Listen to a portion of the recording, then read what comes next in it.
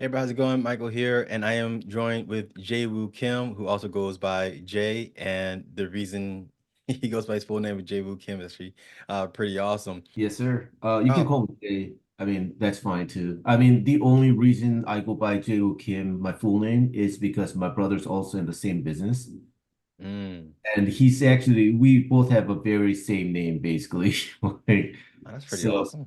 yeah, I go by Jay, and then people get confused. Is it you or your brother? So I'm like, okay, I'll go by my full name from now on. So, yeah, but then when it comes down to like, a person to person, like, I mean, it's a lot easier to people call me Jay. So, So, Jay, how are you doing, man? good, good. How are you, sir? I'm doing all right. I appreciate you taking the time out of your busy schedule to do this for us. We have a lot to go through because, man, what we're going to talk about is something I didn't think was going to end up in my email. I thought it was just regular junk mail because I have a Toyota car. So when I got this email up from Toyota, I thought it was like, oh, it's time for your oil change or something. Just to find out it's about an anime that you're involved in called Grip, a Toyota story. What in the world is that? Like I was caught by surprise. What is Grip? Well, it's an anime that's basically like Toyota decided to do an animation basically. So I don't know if they are I mean I know they are very inspired by Initial D, and there are lots of like Initial D fans out there. So it Yeah. seems like they wanted to um take on the I don't know. That's probably a question for our executive like Matthew or Frank Mail. yeah, or Frank Mill, because I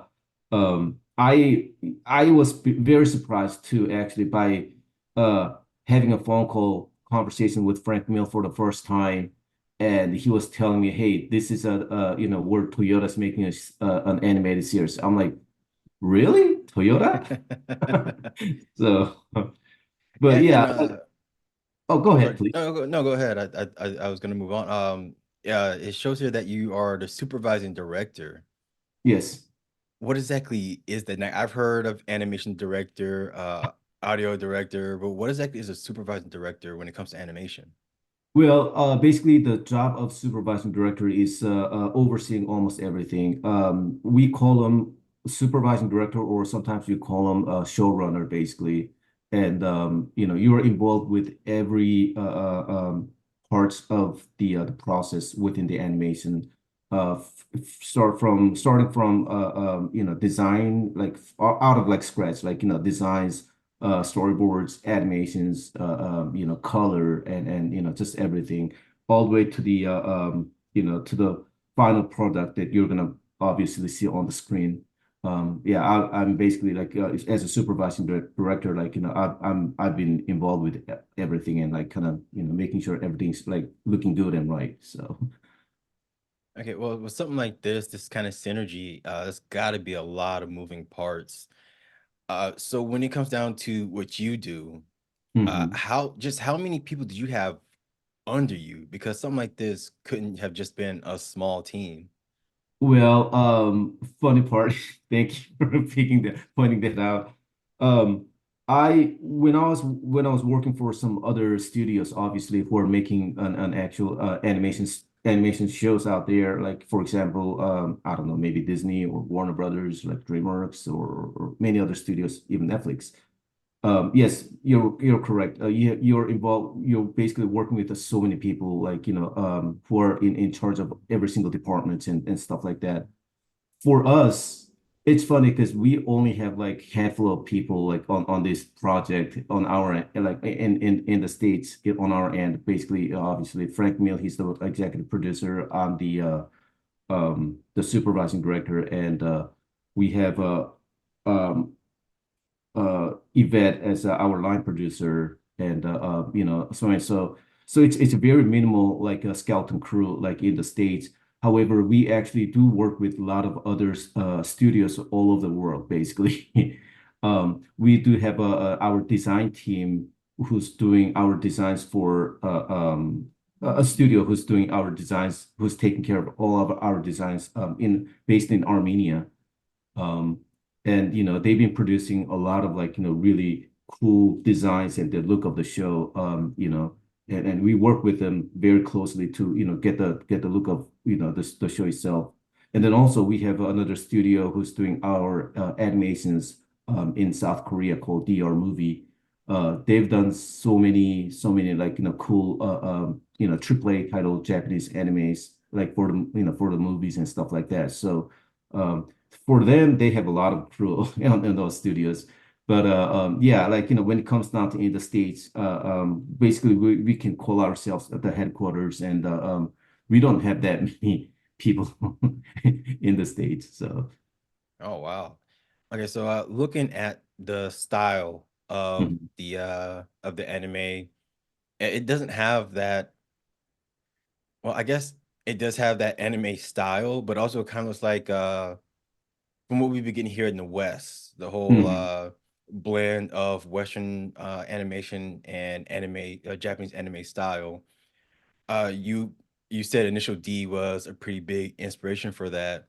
mhm. Uh, did the idea of Initial D have a role in the final look of the show, or did you guys go with more of a let's go with kind of a streaming service kind of deal and just go all out? Um, Again, those that question, I think that's probably more close to Matthew and Frank probably. All I can say is that um, yeah, I mean, like, when I jumped in, they wanna make a show that looks like a Japanese anime style. And when I heard about it, it's like, okay, maybe I can give it a shot at it. One thing I try to avoid and as much as possible is to make the show more like a Western anime, basically, like a hybrid between Japanese and Western style. I try to avoid that as much as possible. Hopefully, it worked out. If not, then I'm sorry. I'll do better. No, I say that because it is a good blend of it. Like you Okay. can tell it is definitely an anime. But we've gotten a lot of Western artists and animators who are more and more inspired Hmm. by anime. I grew up watching it. I'm sure you grew up watching it. Like it's just the past generation and a half Uh-huh. has just grown up with these kind of things, and it's pretty much blending in with Western styles now, to Right. where it is kind of a thing to where when Japanese artists get inspired by Western animation like the Powerpuff Girls, and we get like uh these hybrid animations that looks American but it's still Japanese, Yeah. and then it's the same vice versa. Yeah. So that blend happens so much. And you said that you worked with studios from all over the world. And Correct. so, like, how difficult was it to keep a centralized look? Because I'm sure everybody had their own style. Everybody grew up with a certain style that they liked. And with you overlooking everything, just how difficult was it to have the final look of the anime that we have right now? Well, I mean, first of all, I had to find the style like on my end actually. Otherwise, I can't just go tell people, "Hey, make up something for me," and I need it to look good, and they're not gonna get me what I'm looking for. So I really have to come up with the look, the final look, and which would satisfy almost everybody. Like, so once I have that style kind of locked down, then I kind of like take it over to the our the studios that we are working with everywhere basically, and then kind of showing them and as a guideline, and then also I have to provide them lots and lots of like references, um, and once they get it right, then that's when we put a stamp on it and saying that, hey, like this is our like final look. Let's not go off the track on this. So that's how we usually start. Again, like and one thing is that these people that we're working with are very professional people. And the good thing about working with lots of professional people is that um they know what's up basically. So they they don't just go off like, rogue doing something else and on the side and where it just looks doesn't look like, hey, what's going on here? I mean, they're very focused on what we're doing. So that's the beauty of this, working with the professionals. Okay, and working with so many people, animation takes forever. It takes a long time to do. So how long does like it's only there only I'm gonna say only it's 5 episodes. Mhm. How and they're not like full blown 30, 40, 50 minute kind of episodes. Uh Right. how long did each episode take? Like between you have to communicate with executive producers and of course animators Mhm. and script writers and getting the final look. How long does each episode actually take to produce? This is only 1 minute long, so I wouldn't say that long, but still takes at least I mean prepping, so-called prepping, which is we call pre-production, and that's when we are doing all the storyboards, like designs and all that stuff before we send it out to send our like all the materials to our animation studio in South Korea. So for that actually takes a lot of time, like takes months to prep that, and then once we're done with that, then we ship it over to South Korea. So vaguely like about, I don't know, maybe 2 or 3 months to an episode. Oh But wow. yeah, but when it comes down to full length, which I'm talking about is the series full length, or usually between 10 to 20 minutes long. And those things are taking forever. Like it takes definitely more than like over 6 months. So yeah. Oh my goodness. I mean, you have a quite the resume on you. You have a prolific resume going on for you. You worked on glitch text.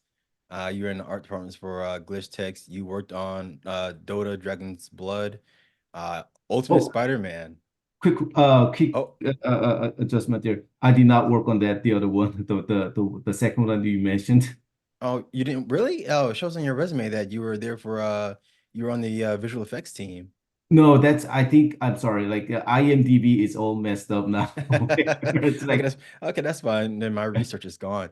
That's why you do research, folks. It helps. yes. But even then, sometimes your sources can be wrong. So do you go IMDb, fix that. Whoever does this, fix It's that. probably Um, someone who's sharing the same name as I do, probably kind of got mixed up there. yes, you did mention you did mention people get you mixed up with your brother. Yes, yes. Yeah. But you did work on Ben 10, Omniverse, right? Correct. Which was which was a favorite for a lot of people. A lot of people love Ben 10. Oh yeah. Man, you were there on the art department. Did you actually get to work on a lot of the designs of the aliens? Like, did you get to make up any of your own?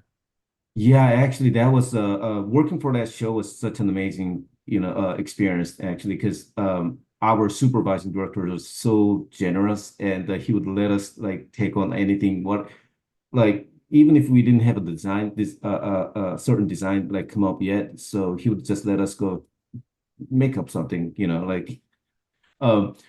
I unfortunately I did not work as a designer there. I worked as a director and a storyboard artist for that show. But yeah, I actually got a chance to. I didn't get to make up any aliens back then, just because we had a Derek, who's a very famous designer back then. He was in charge of. He was the art director basically, so he was in charge of all the aliens. And which I really enjoyed, like drawing those characters.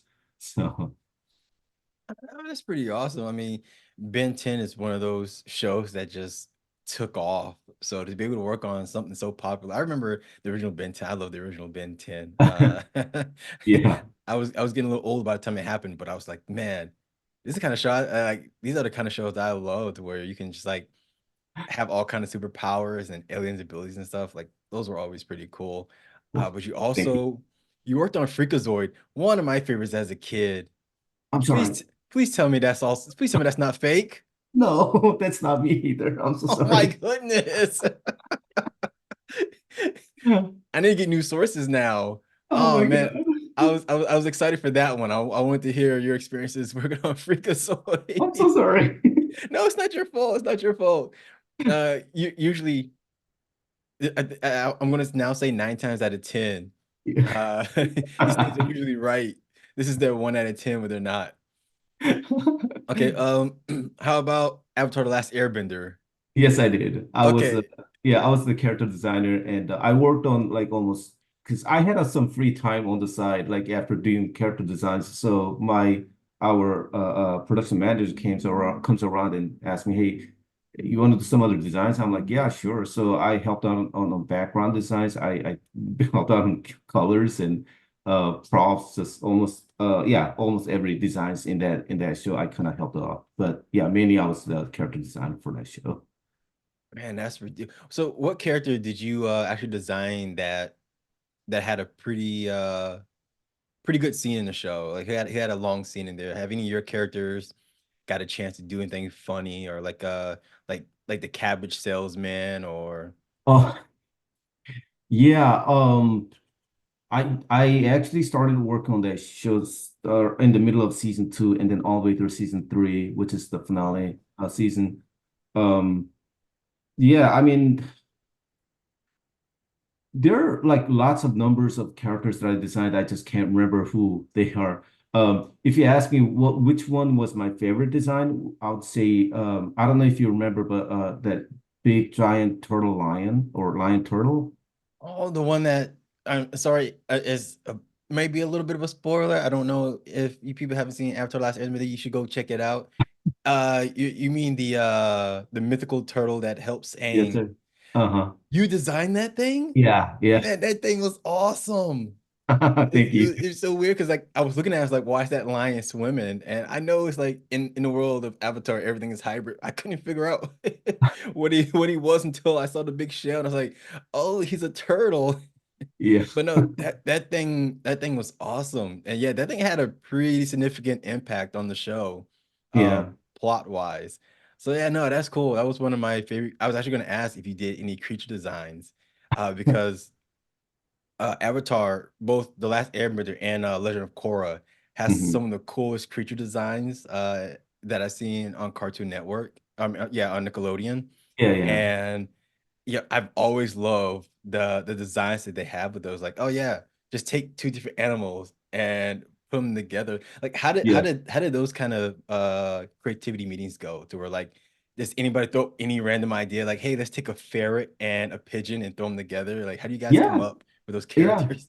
Yeah, something very similar. I mean, like Brian Konietzko, he was the executive producer of the show, and also he's the creator of the show with Mike Dante.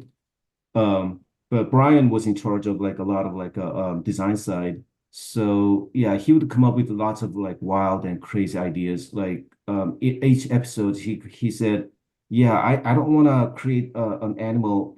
I mean, when I first got hired, that's one thing he told me. I don't want to create something that is that we already know and that that they actually exist out there. But at the same time, he says hey, I just, but at the same time, I want to have fun. So like, let's like put them all together. Like, I designed a rabbit with the what do you call those? Like on deer's head, those Or the antlers? yeah, the antlers. Yeah, he said like, yeah, I wanna see a rabbit with antlers. I'm like, okay. So start like throwing them out.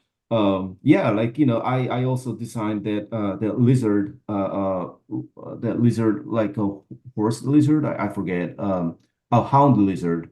Oh, okay. That was Oh, fun too. Yeah, I got a chance to work on some of those things as well. Like, yeah, there's just so many designs, like especially for the creatures.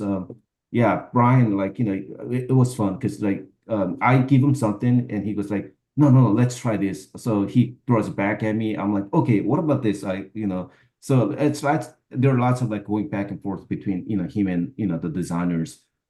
So yeah, it was pretty fun. man, you see, yeah, Avatar: The Last Airbender was one of my favorite shows, and I'm glad I got to watch that before I actually grew up. Because I still watch cartoons, all right? Thank I don't you. care anybody say you don't outgrow cartoons, but it did get to the point to where I kind of didn't have cable anymore, so I'm kind of glad. So I'm glad I at least got to see Avatar: The Last Airbender. I did find a way to see Korra though. I did watch that. Love the Korra. Hmm. Man, I'm still sad you didn't get to work on Freakazoid. I wanted to talk a little bit I'm so about sorry. Freakazoid. It's not your fault. Oh man, that was just kind of like kind of deflating right there. Yeah, Oh, because so sorry. it shows here you worked on 3 episodes. Oh man. But you also have experience with anime, kind of going back to your experience with animation and grip. You worked on Claymore, which is a classic when it comes to anime. Show that you were a key animator for an episode. Please tell me that's true. Oh no, I'm so sorry. That's your brother? No, Oh, that's it's just somebody else. yeah, it's probably someone who has a maybe similar or same name as mine. IMBD, you're just gonna have to wipe out everything and start from scratch. In fact, you know what? I now have contact with Jay. All right, talk to me, and I would get in contact with Jay, and I would help you clean up your nonsense. All right, IMDb, because this needs to be cleaned up. I can't sit here talking to Jay and be like, "Oh man, you have such a great resume," and every other thing we talk about isn't real. Oh man, that's why you have to have more than one source. But okay, let's talk about going back to grip for a moment. You were already talking about how you worked with plenty of producers and executives. Um, Working with cars is weird, Mhm. especially licensed cars. Yeah. How much freedom did you guys actually have when it came to grip? Did Toyota come to you like, hey, we want to promote XYZ cars, so you have to use these? Or is it like, hey, here's a profile of some of our cars, go Mhm. out and have fun with them? Like, how did that work out when it comes to picking which vehicle to use?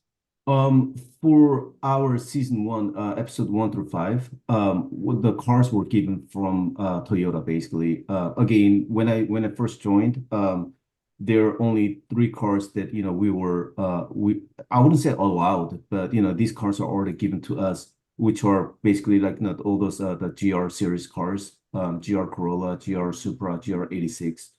And then on top of that, as I was talking to Frank, obviously, my boss, and as I talked to him, you're like, so are these only 3 cars that we can use? And he said, no, we can choose whatever, like as long as if it's Toyota cars, then we were kind of allowed to use. So we started to like what about can you use this car? Can you use that car? So Frank would just kind of gather the list of the cars and he would just go to our client or so-called or Intertrend maybe and asking them, hey, like, can you use these cars? And then, we get approval, then, we get to use those cars. But yeah, there weren't, bottom line is that there weren't any restrictions or anything like that, they would stop us to use any of the cars, from Toyota, basically. So, Okay, that's actually pretty cool. How long do those approvals usually take? Do you like find a car in a catalog, like, yo, this actually is kind of cool. I would love to use this in the show, and then you send it out, and it takes like a week because you said it takes about 2 3 months yeah. for the episodes. Mhm. So going with pre-production, I would assume the approval was kind of quick because Toyota probably already knew what kind of cars they wanted to use. Yeah, yeah, they're pretty fast. I mean, again, I really don't know about the process, how we get an approval or anything like that, but yeah, like sometimes would immediately would just get, they would I would get a immediate response from, my boss saying that it cannot use this card. He goes, yeah. I'm like, okay, cool. So So how did that work out for you? Did you just look at the long list, was like, oh, I like this, and that car, or was there like a a meeting with you and some of the other team members and like, hey guys, what cars do you think will look cool animated? Which ones do you think will look great in this color? Like, how do you guys come up with the final vehicles that you use in the show? oh, okay. For GRs here, all the GR cars, those are already given to us, like, the color, the model, and the limitation of what we can do or we cannot do with the cars. obviously, Toyota is it's a car company, so I'm pretty sure they don't want to make different cars look bad on the show. Right. So yeah, it was like that. But then yeah, but then like for example, like in our episode 3, we show our garage. And within the garage, like we actually had a little bit of discussion, like what kind of cars should we use within the garage. And it's basically like we just want to satisfy our fans. So, I mean, yes, we do have a meeting. It's not like random cars we're choosing and then like, plugging into these spots. We actually have a discussion like, what kind of cars would the fans want to see? So, we do that kind of discussion and then, we very carefully we decide what cars go where and place them and stuff like that. So. Okay. So when it comes to character designs, you said you had final say in a lot of what what we end up seeing in the Mhm, in the show. mhm, Um, when it came down to character designs, what were the rules? Was it like, hey, we have to have one male, one female driver, or do you guys like have the freedom to do whatever? Like they have to be young drivers, like because I'm sure as a business they want to get more of the younger folks in there. Or were you guys trying to go for more like you said, initial detour was now let's just make like somebody that just looks cool and looks cool yeah. driving the car. No, it's actually again, when I joined, the script was already kind of like, 90%, finalized. And within the script, like we already have these characters, like they have chosen the characters that they want to see. Um, so it again, I when I first joined, like, things were already starting. So I didn't actually have a much of an involvement, like what kind of characters we're using and stuff like that. But one thing I heard was that they are, this was this show is basically targeting the Asian American market, side. So um, they want to give a what you call it, uh, like I don't know, maybe like the variety, that's the word I want to use. The variety of like the Asian Americans, where so that's why they were very specific when it comes down to the look of the characters. That okay, Kumail, one of our characters, he's an Indian guy, so they're being very specific about what he should look like. We can't just plug in an anime character in the show and we just call him, hey, it's an Indian. This guy's an Indian, and people will say, no, that character does not look like Indian character. So that kind of stuff we didn't want to get into. That's why they're being very specific with each characters that they have to look like represent that those reasonable people. At the same time, we have to keep that anime look to those characters as well. So that's a little bit of challenge right there. Okay. So what was the biggest challenge when doing a 1 minute show is pretty difficult to do because you want to tell a story. And of course you guys, I'm sure you would love to do all kinds of crazy cool animation kind of stuff, but you only have so much to work with. So what was the biggest restriction you guys had on the show? Well, yeah, you just said it. Like keep it under 1 minute. Like keep it to 50 seconds, actually, to be exact, because we have the 10 seconds of the opening. So that only gives us 50 seconds. Um, we there's certain reasons why we can't go over exceed that running time. So yeah, keeping everything under 50 seconds was the hardest. And you're right, because whatever I do, it just comes around like obviously longer. So yeah, it's we had to cut away a lot of like cool shots and cool scenes and even some cool stories, if I have to say. So that's kind of painful. Hey, maybe you guys can revisit with season two because the site shows that there's a season one, and even you mentioned that it's a season one kind of deal. Mhm. Um, what are the plans to continue Grip if there is any? Oh, I can't say about that. I'm sorry. That's fair. I was kind of hoping I was a little sneaky in there, get something in there for us. So Uh, sorry. Yeah, but I'm pretty no. sure. Yeah, Frank or Matthew definitely, they have a better like picking it. So Okay. So as the time of this interview between you and myself on March 15th, mhm. there are 3 episodes out of 5. How in the world do you fit a story into basically 5 minutes? That's tough challenge. Again, it's when I first joined, the script was already there. So I'm looking through and I was telling myself, hey, this is at least 3 to 5 minutes long. It can't be 1 minute. So but yeah, they've done it. I don't know how, but they've done it. So yeah, my hands are to them. All right, so you've had obviously a great time working on this, and I don't trust IMDb with your profile anymore. So so I'll just have to ask this up front. Is this your first time being a supervising director? No, I my first supervising director job was at GlitchTex, and then I moved on to another show called this was a Netflix preschool kids show, preschool kids show called Action Pack for Netflix. I worked with this studio called Opera Studio, which is amazing studio, by the way. And then I did a little bit of work on at DreamWorks for a show called Fright Crew. And then I left in the middle of it, and then yeah, so I can say this maybe this could be like the third or three and a half of a supervising director position. Okay, because guess what? IMDb just says you're part of art department. They don't bring up your amazing title being supervisor. So as a supervising director, of course, you have to work close with Frank Mill. Mhm. What kind of conversation did you guys have when you both were like, "Hey, this is only about 5 minutes.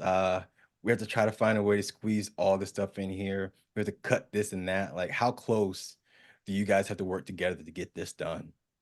Oh, we basically like, I mean, I work at home. He's working at his home too. So we're basically everyone's working remotely right now. But yeah, we are literally having a conversation like almost every day, like basically day by day. And yeah, anything that comes around, I just call him, even in the middle of the night.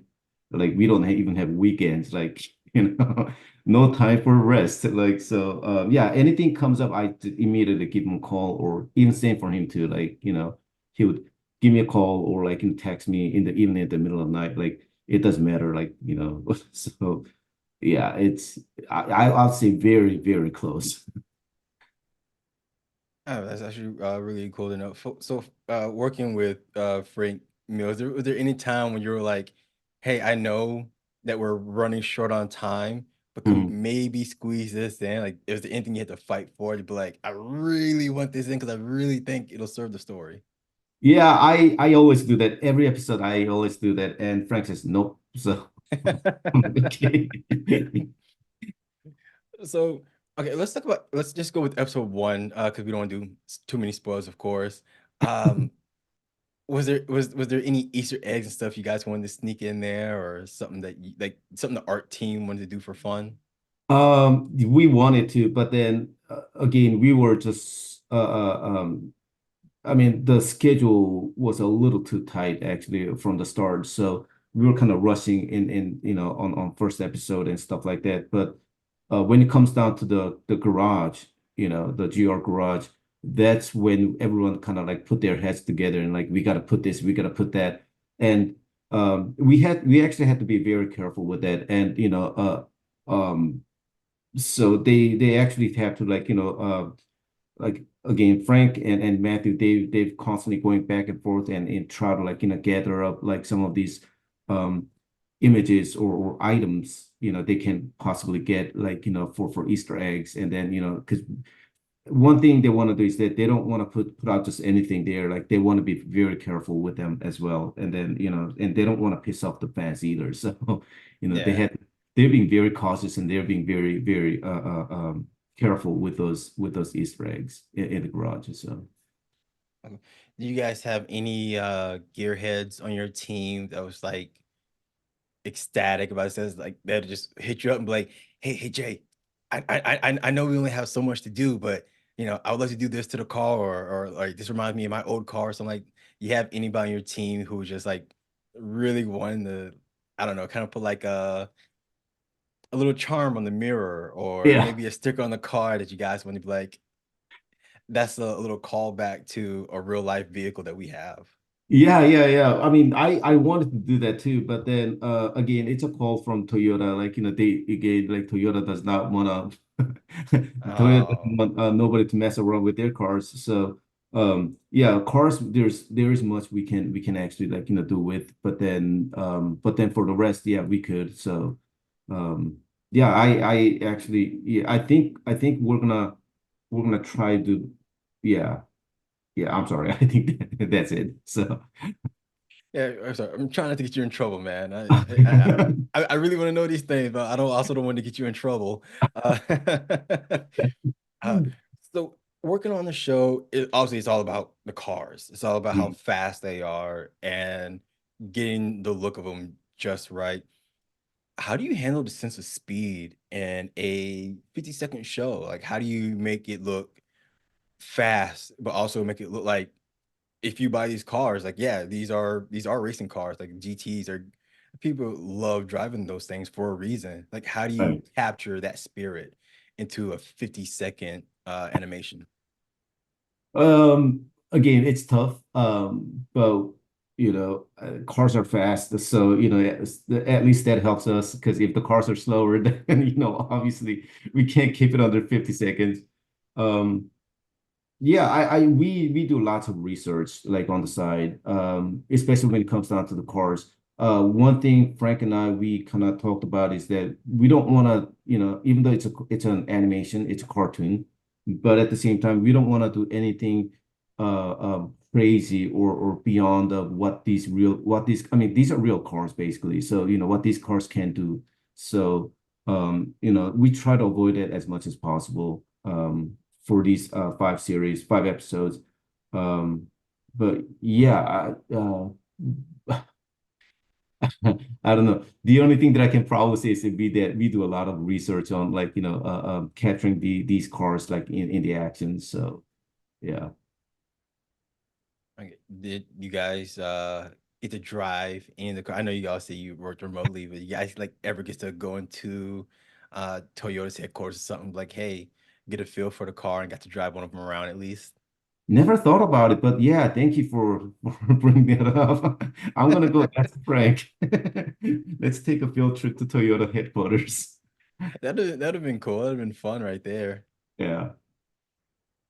So well, I mean, you being the supervisor director, of course, I doubt you animated anything from the scene. Did you get a chance to animate anything? Uh, Yeah, actually, we're working on episode 5 right now. And yeah, I actually helped out, doing some effects, animation. But yeah, I mean, usually when the animation comes back from our partner studios, I look over and then I usually put down like my, drawers on top of what they have done. If you say maybe that is what I'm working on, then yeah. But I mean, you had a hand in it. That's actually pretty cool.